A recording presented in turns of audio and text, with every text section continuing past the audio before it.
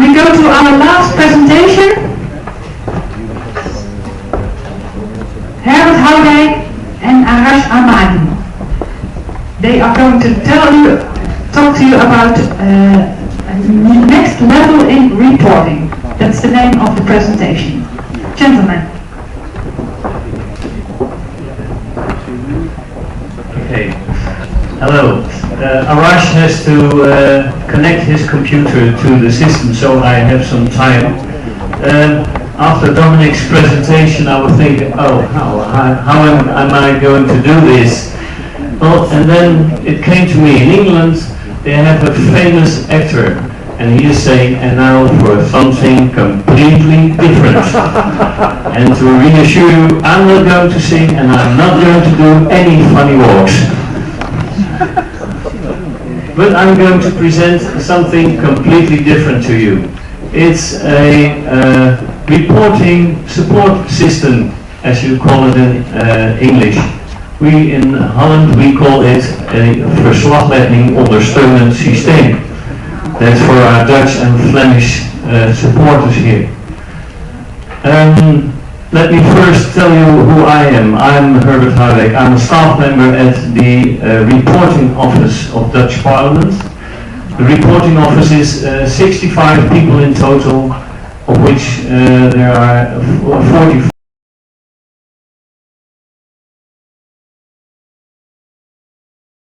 The House of Representatives and the Senate, and we do plenary meetings and committee meetings, so we are busy. In 2011 we introduced the first version of our reporting system. It's called PLOS 1.3. It was presented in Paris at the IPRS conference there by my colleague who will do the presentation after me. He's called Matthijs Bakker. He is a member of the project team. He is a stenographer, a senior stenographer really, and he knows PLOS inside out. I am the member of the management team who is responsible for the system. Well, that's enough introduction for now. Let's go to the system, PLOS 2.0, next level of reporting in Dutch Parliament. The picture, some of you may know it, it's from the Matrix. Yes? Okay, let's start. Arash, he is our disc jockey today. He is guiding me through this presentation. To put things in perspective, let's go to the 20th century, to be precise, to the 1st of November 1971, the day that I entered the office of the then stenographer's office as a trainee. What do we see here? We see, oh, it's too quick. Can you go back, Arash? Okay, what do we see here? We see stenographers writing shorthand. But what do we see also? We see a lot of paper. People looking at paper. That was the situation when I entered the office there. Everything was on paper. The whole system was orientated towards paper. Yes? Those are the characteristics. Notes were made using shorthand. The report was written on a typewriter, a hand typewriter. It's good for your fingers. The uncorrected report was published the next day. It was pretty late. And as I said, the process was oriented towards paper.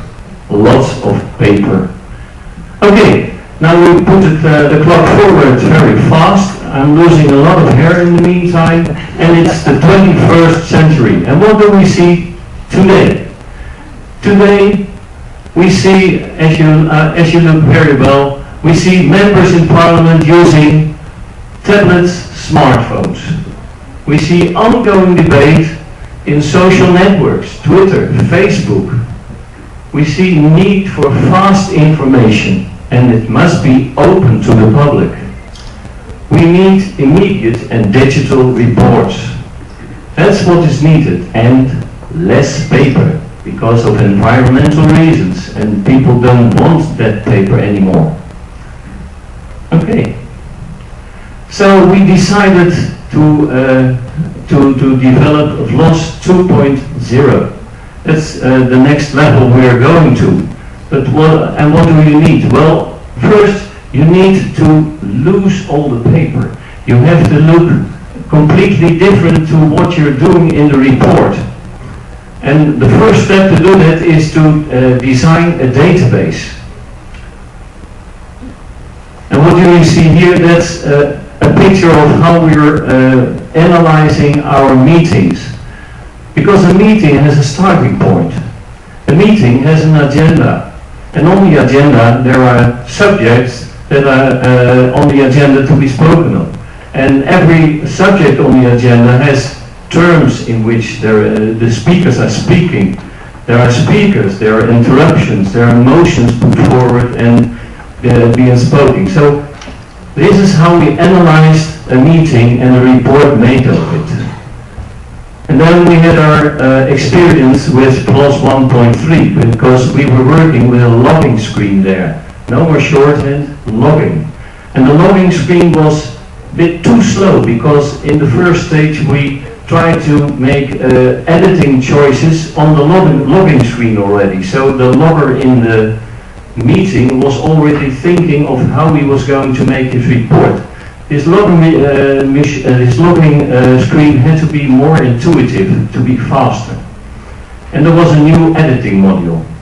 Well, Matthijs is going to show all that to you, so I will skip this now.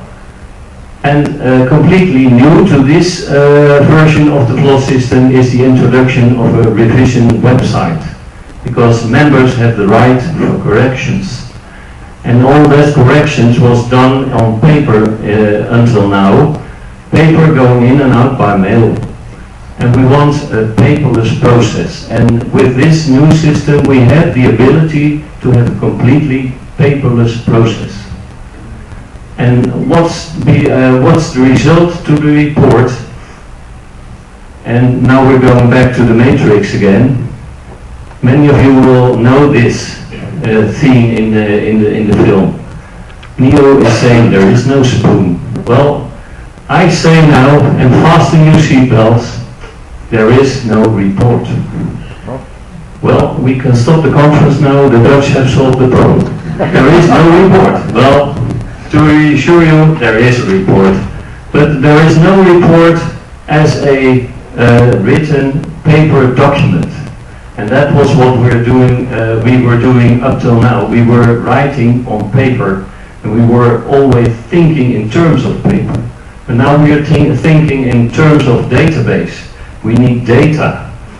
So what is a report now? The report is a view on a database, filled with time loggings, filled with metadata, filled with content. And it's all embedded in XML code. That's an international code which machines can handle.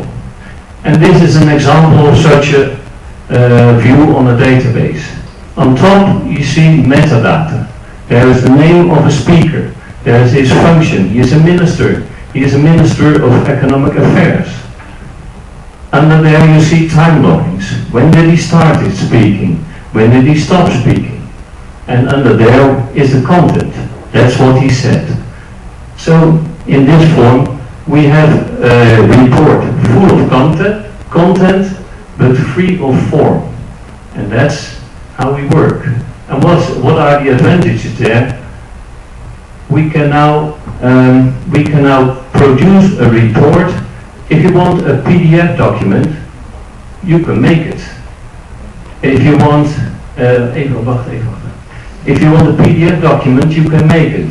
If you want a Word document, you can make it. If you want a HTML document, it's okay.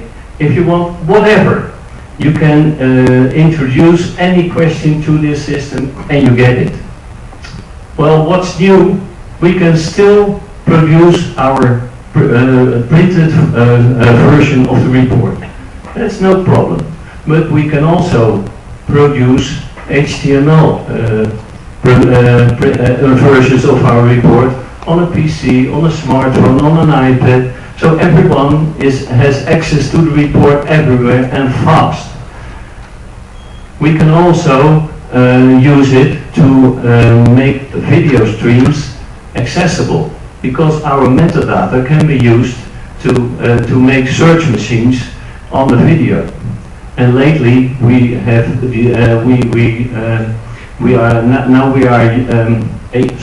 now we are able even to use the report as a translation under the video stream. Okay, but that's what we can do in-house. But there are also parties outside, because Parliament wants to present open data to the public. So there is reuse. You can make word clouds. You can even give people RSS feeds, because the metadata in the XML give you the ability to send an RSS feed, because now your subject is on debate. Come to the website. The researchers can make graphs. Which parliamentarian is speaking most against which parliamentarian is speaking most against whom? Who is working most together with whom? All those graphs you can get out of the report. And lastly, you can also present those figures on a website too. Okay, I forgot to tell you, our flood system is now functioning. It went live on the 25th of June in the plenary meeting of our House of Representatives. We already built a lot of modules already to start using it for committee meetings. By the end of this year we are building modules to use it in the Senate. So I think somewhere in 2014 the system is used by our office in every meeting of both House and Senate. And this is a representation of the system itself. It's from Matthijs, it's an introduction for what he's going to show you. On the left you see the input systems where we get our agenda. In the middle is the plot system. We start there with our logging. And while we are logging the audio, and after that there is a revision and publication on the right. With these words I give the floor to my colleague Matthijs. He's going to show you how the application works. This to give you a better idea. Okay, good luck. Okay, thank you, Herbert. Actually, it's not me who's going to show it. Arash will operate the laptop and click the mouse. In fact, that's a very humble role that he's fulfilling, but in fact he is a system developer and one of the main geniuses between VLOS. So,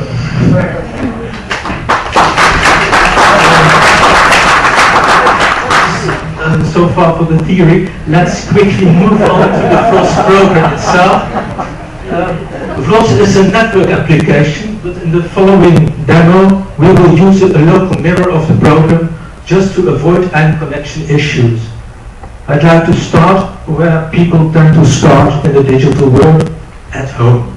This is the VLOS homepage.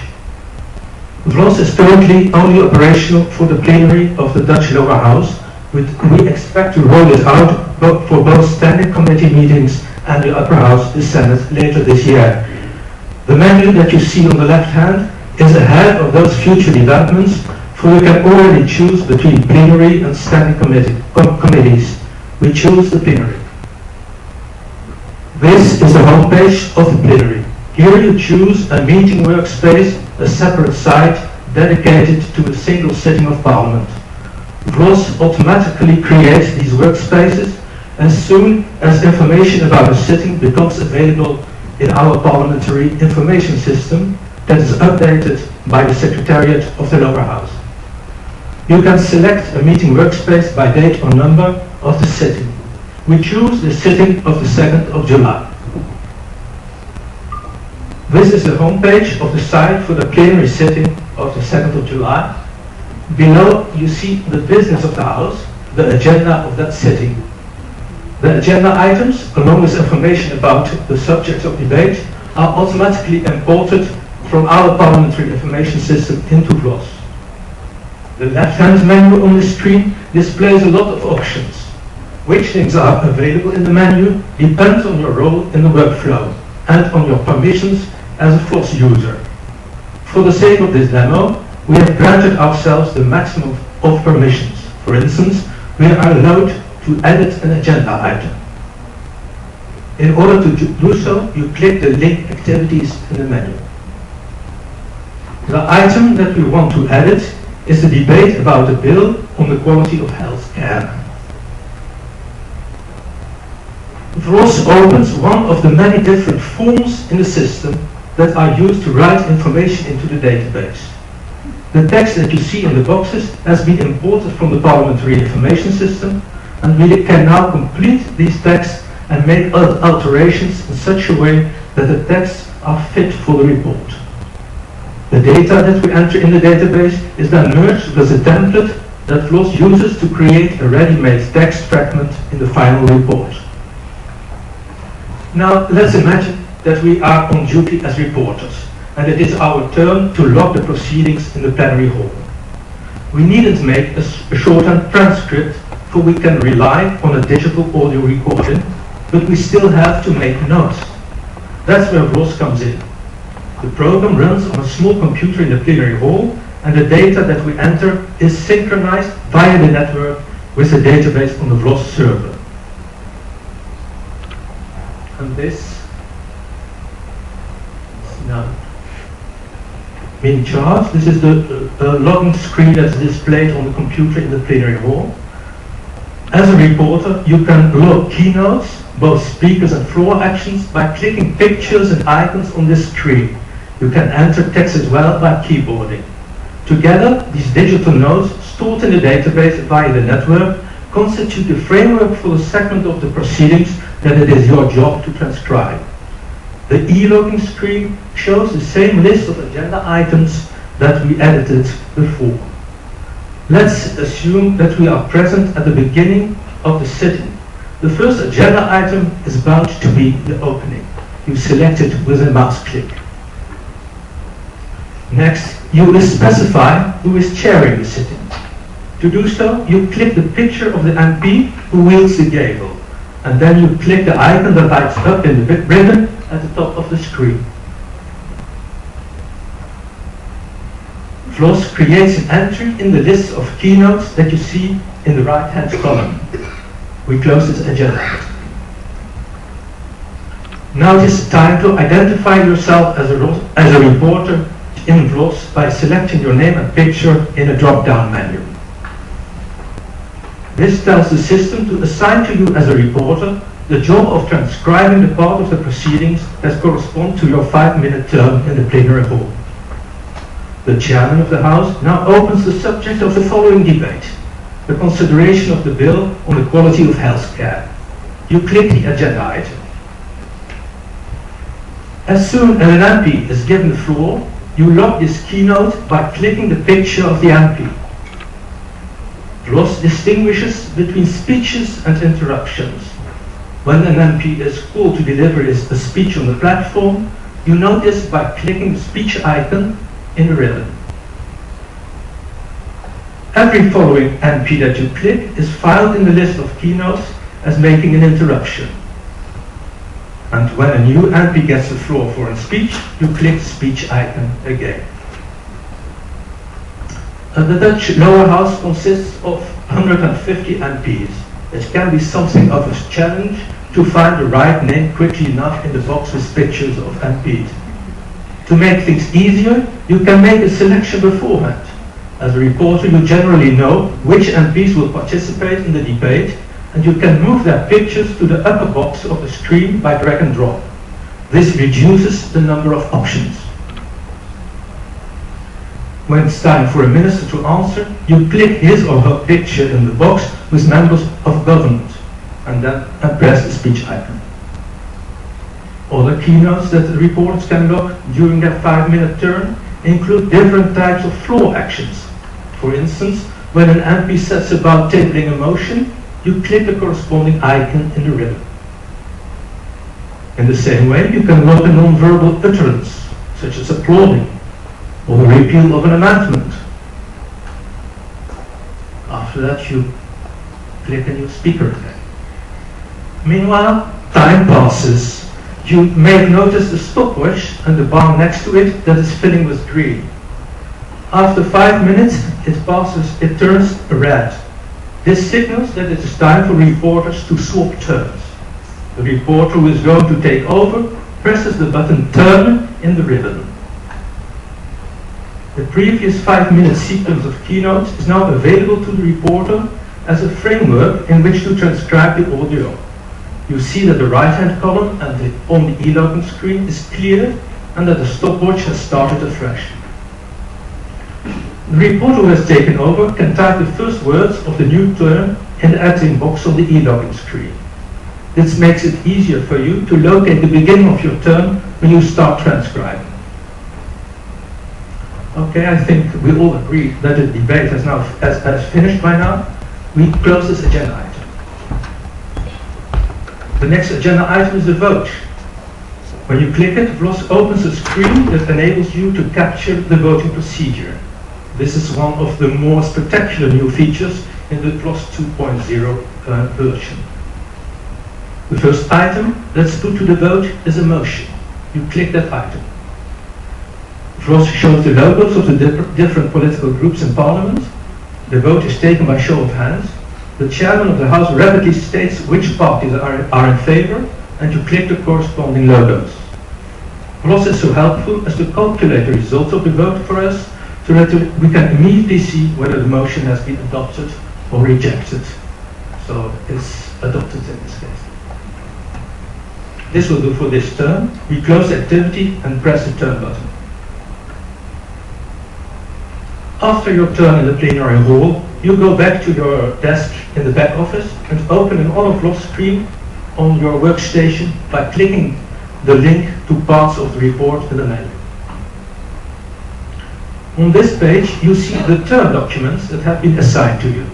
You click the first file. VLOS opens a page that contains all the keynotes that you logged during your session in the plenary hall. This is the framework for your part of the report to be. Basically, it's a collection of small VLOS forms that you are going to fill in and that serve as an interface for writing structured data into the database. Actually, your transcription job consists of two separate stages. First, you ensure that keynotes, the metadata, like names and the roles of speakers and procedural elements, are correct. It's only in the subsequent stage that you start transcribing the audio. For instance, you may have reasons to change the metadata connected with the speaker. To do so, you open the speaker element on the page. As you see, this is actually a form with fields and boxes. And you can change the name of the speaker. If you have noticed that you logged the wrong name, or you can change the timestamp if you realize that you were slow logging the keynote and the timestamp doesn't match the audio. The left-hand column shows a hierarchy of keynotes that you have logged. This tree allows to further edit the metadata. For instance, you can include a new speaker in your term document if you inadvertently missed one speaker while logging, or you can add a new procedural element.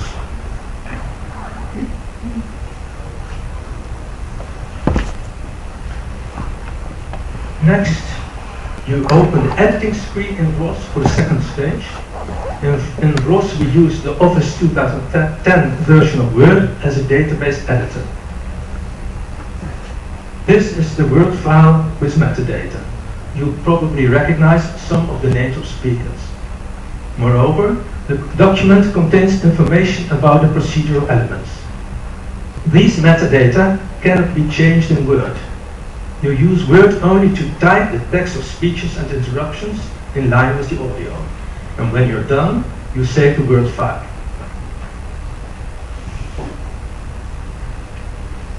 We close the editing screen. Then we close the forms page, and we're back on the page with the term documents. We now open the second term document, the one with the account of the vote. If you did your job as an e-logger properly, this document doesn't want any further editing. In fact, the built-in templates in VLOS ensure that all the right formulas are there. You don't even have to open the editing screen. On the form page, you see the heading for this subject, which lists all the motions that come to the vote, and below there is a count of the results with the parties that voted in favor. Everything is stated according to the formal rules for the report. So this part of the report is already perfect as it is, and you can close the forms page. Now you can indicate that you have finished your parts of the report and submit these to the editors. You click the button Finished. Your term documents disappear from your workload on this page and become available to the first editor, who checks them on spelling, typos and other errors. When the text editor has finished proofreading, he or she presses the button Finish and thereby submits the parts of the report to the following editor. And this is an editor who has specialized in the procedural parts of the report. He or she checks whether all the formal statements are correct. As soon as this has been verified, he or she clicks the Finish button. The parts of the report are now ready for publication, and the editor can generate the report to be published. This takes a little while. After that, publishing is just a matter of clicking the Publish button. The provisional version of the report is sent to the website of the lower house via the network and is available to the public immediately. And in VLOS, you now have access to the document in various formats. You can open it as a Word file, and you can get a preview of the HTML publication on the web.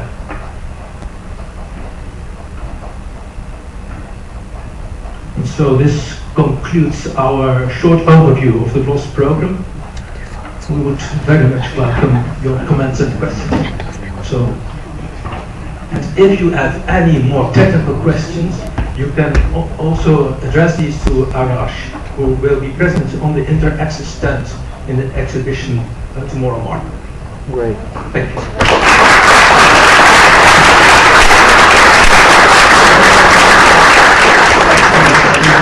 Questo mi ha rubato il layout. Well, I see one hand in the air, two hands in the air. Now, that's. I'll come to you, and you please ask your question. I don't have a really technical question, but a general question. I see this has a lot of possibilities, but I also realize that you are very dependent of the technique.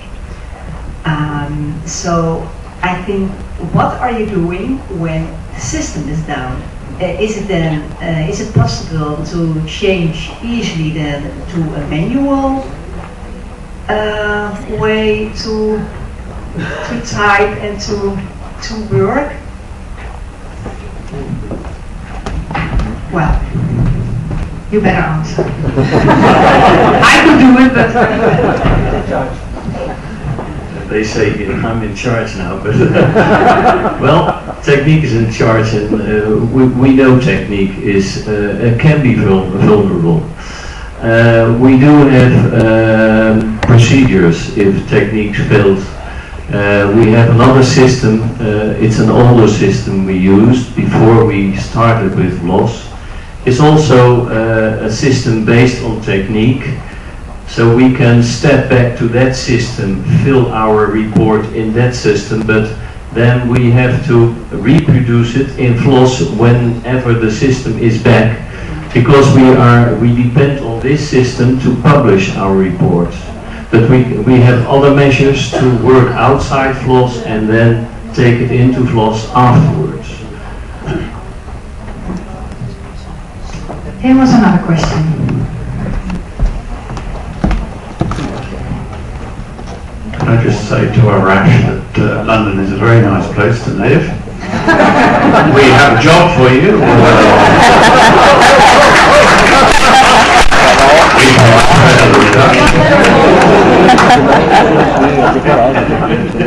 But seriously, can you give us some idea of the time scale from conception to this stage? Okay. First, we won't let them go to London. We signed you on a postman. Unless we all come to London. Okay, that depends time scale. Our parliament started an e-program in 2004. That's when the first thoughts about FLOSS started with us. After that, it took us until 2011 to have FLOSS 1.3. There's a lot of conceptual work before, so that took a lot of time. But after FLOSS 1.3, that was implemented in September 2011. Now in June 2013, we have FLOSS 2.0. And we keep on having new versions as more techniques come available. Technique is developing, speech recognition is knocking on the doors. Who knows what it's going to bring us? So it keeps on going, but from the first step that took a long time to take, it goes faster and faster, and now we can go in small steps. This looks like a small step, it's a big step, but from here, it's small. There's another question. Wouter, can I give?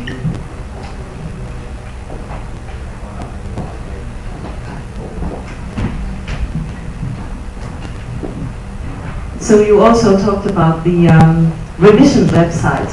Can you tell us more about that? Is it meant for the MPs? I hope this question would come. Nice! Yes, no, it's good. Do we have some time? Okay. It's for the MPs. Because the MPs have the right for correction. We have prepared this because I thought this question would come. Arash made this special for you. It's an extra treat. So Arash, maybe just you can show what's happening. This is what a speaker gets. A speaker who has said something in Parliament, by email he gets a link. It's a link only for him. So when he opens this link, he gets to the website, and there he sees what he has said. And also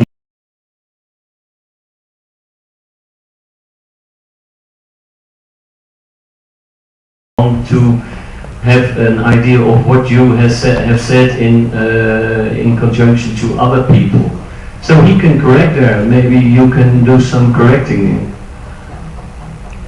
So he wants to take out the words. For the occasion, I suppose. Hmm?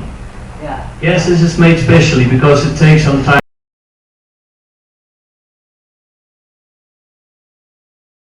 You see it over there? And we can, this is for, so now you're an MP, you've made this correction, you close your website, you go away, your link is valid for 24 hours, then the website closes, and we automatically get all the suggestions for correction, because we decide which correction is in the debate or in the report or not. So we get these corrections in, and we say, well, this one is okay, the other one not. It's all about a bit of a word function.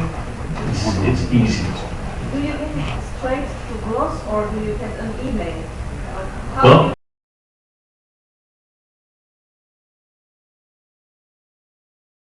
and comes on this website, and this space is specially for him. The other speakers see other parts of the website, only their own words, and they can only change their own words. And yes, you can open another link. Then you. These are the speakers. Yeah. Participate in the debate. Yes. To the left you see the speakers, the participants.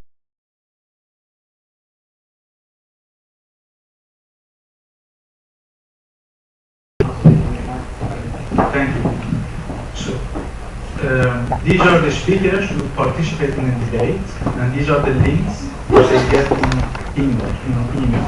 So if I click on a link, let's see, these speakers get this email. Click on a link, and you see here one moment that he has participated in the debate. This is the spoken word. And you see here the context of the debate, the speaker before him and the speaker after him, and you see the highlighted word, and this is the area where he can change that his or her spoken word. So if I click on this one, you get the edit box, and I can delete some words, or I can type in the new words, and this is my proposal.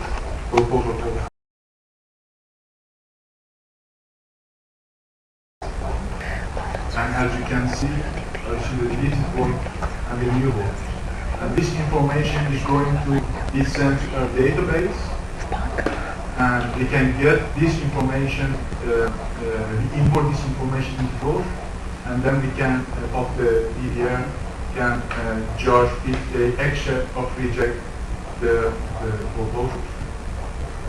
But this is the website, the revision website for the MPs. Is it clear?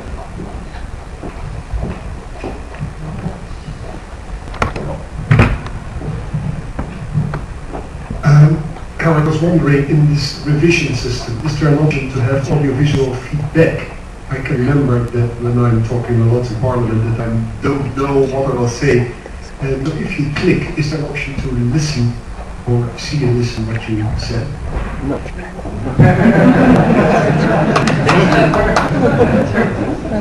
No, members didn't have that on paper and they don't have it now. Because when you do that, that opens another door. Everybody who is looking back at a video or listening back to an audio will get many ideas of change. So we're producing a lot of work to enter this with the correction website. So we don't see any reason, but I don't exclude it either, because well, in the future it may change.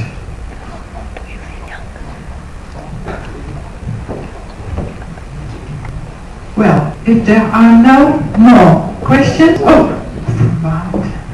yes.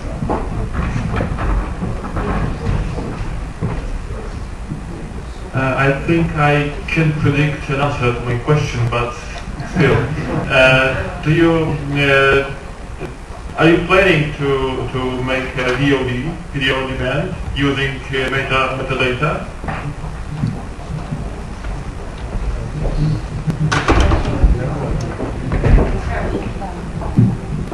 Well, at the moment it's not a real planning, but it's surely possible, and I can really predict that it's coming already, because nowadays we have an application that's called Missed Debate.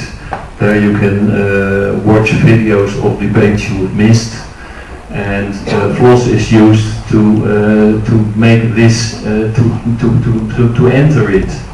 And you can put all this on DVDs, on websites, and export it in any way. So that's at the moment we are even we're speaking of using FLOSS as metadata system for archiving all videos, because you have to have metadata to enter your archives later on, and that must be done in a very specific way also. So this system is future ready for that.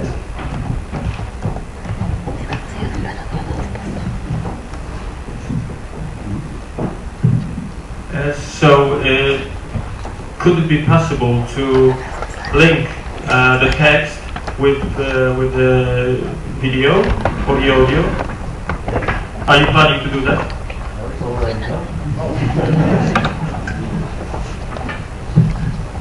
I'm not planning it. It's already done, and the man who is responsible for that is in this room. It's Mr. Arjan van Hessen. He is sitting there. He's a speech recognition expert, and he said, I like your XML documents, I like the videos, give me your XML and I'll show you how to make the connection between speech and video. Well, Herbert said it is done, but it is done by a trial. I mean, to give it a try. So it's not on our website yet, but it is coming soon. We can predict, because it's all possible. That Arjen has shown that.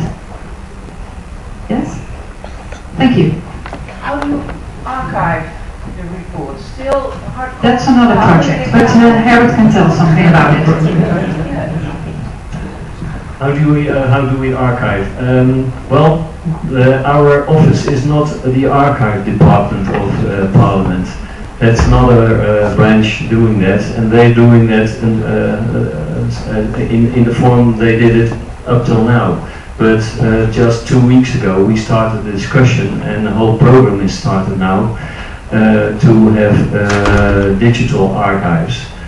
And that's a new development in Parliament, because everyone is starting the digital projects, and you have to have digital archive to preserve everything for the future. And because we have FLOSS, we are now in charge of the metadata around the archive. So no more contributions to the handelingkamer? No. Yes. Well, if you want to, she said no more contribution to the handelingkamer, to our audience. We have a beautiful library with books full of reports. It's very beautiful to be there, but if you want to search something, it costs you days, weeks, months, years.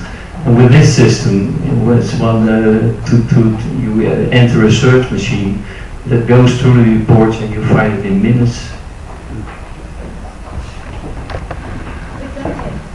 I want to thank you, gentlemen, for your presentation and talk. Herbert, you get yours later, okay? Here you are. Thank you. Thank you. Well, there we are at the end of 2 meetings. I want to thank you all for making these 2 IPRS meetings such a success. I believe we could discuss and argue and exchange information about several subjects as much as we would like to do. So I hope we do that in future again with each other, and that the next IPRS meeting will be next year in autumn. Don't ask me where, because that's still not clear. As soon as it's clear where it will be, I will let you know on the IPRS website or on IPRS Facebook. Please keep in contact with us on Facebook and on our website. But before closing this meeting, I want to thank 2 people. They had to work very hard yesterday and today. I want a big applause for them. Kimberly and Daniel.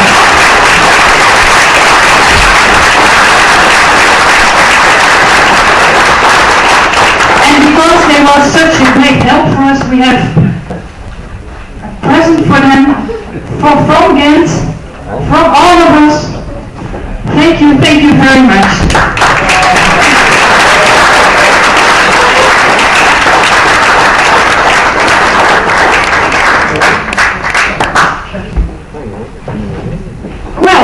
That was it. You're free to do whatever you want to do.